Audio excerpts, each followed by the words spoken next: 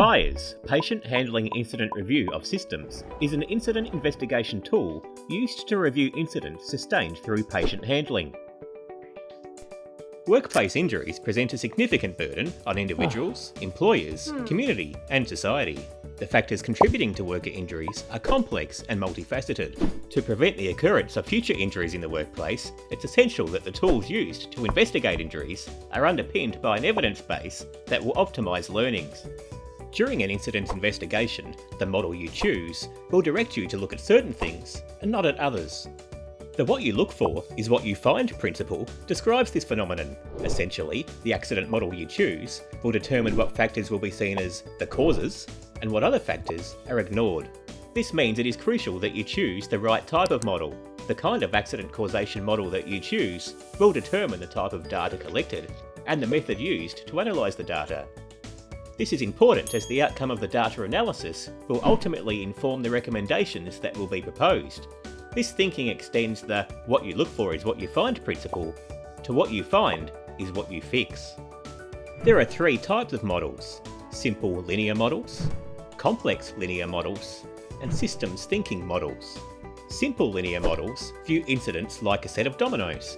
Social environment and ancestry generate fault or carelessness in a person, which in turn triggers an unsafe act, followed by an accident leading ultimately to the injury. In this model, accident prevention sees frontline staff and equipment as the cause of workplace injury. Prevention activities, informed through simple linear models, generally propose retraining staff and making repairs or upgrades to equipment as the only methods of accident prevention. Complex linear models view incidents like Swiss cheese. Each hole in the cheese illustrates a lapse in safety procedure, and when multiple holes align, it results in an adverse outcome.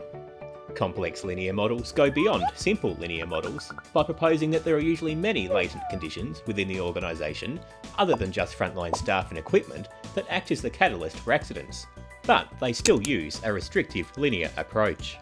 Prevention activities informed through complex linear models generally focus on increased supervision as well as revision to procedures and policies. Systems thinking models, on the other hand, view incidents as results of a complex system of interacting work-related and societal factors, in addition to the physical risks typically associated with the work task. Systems thinking models look at normal conditions of work as contributors to injury, not just individual errors or failures. The purpose of the investigation is to understand why decisions and actions made sense at the time. Prevention activities informed through systems thinking models go beyond simple find and fix thinking and allow for complex analysis to take place and create system change. Let's take an example of a workplace injury from the healthcare sector and review it using the three different models. A patient has fallen out of their hospital bed. A busy nurse hurries to lift them off the floor and, in the process, injures her back. In the simple linear model, the dominoes would be: the nurse was ageing. The nurse rushed. A hoist was not used, which caused an accident and subsequent injury. The solution presented by this model would be to retrain the nurse. In the complex linear model, the holes in the Swiss cheese would be a gap in procedure, poor supervision from buddy nurse, perceived time pressure, and, finally, the hoist not being used.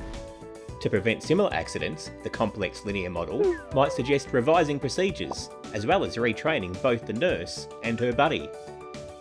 In a systems thinking model, factors contributing to the incident are identified across all levels of the system, from government, regulators, and external influences, to governance and administration, to operations management, onto frontline staff, equipment, and surroundings.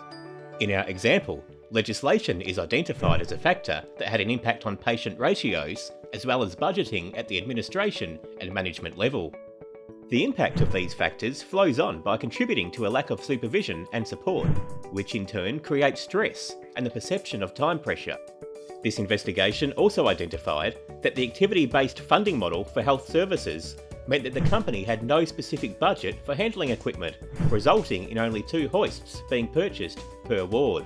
As a result, the patient did not have a hoist available in their room, which added to the nurse's perception of time pressure and contributed to the decision to lift the patient unsafely. The recommendations for prevention activities using the systems thinking model have the potential of creating sustainable change in the prevention of future incidents. For example, installing overhead tracking in every room or providing a dedicated hoist in each patient's room that requires mobility assistance would ensure that mechanical lifting aids are on site. Implementing a model of care on the ward where nurses work as a team to deliver patient care would make sure that help is readily available. In another example, by recommending changes to minimum ratios and funding models, the systems thinking review could have the benefit of improving consultation across the system, as well as mitigating against pressures, such as time pressure on nurses, at lower levels of the system.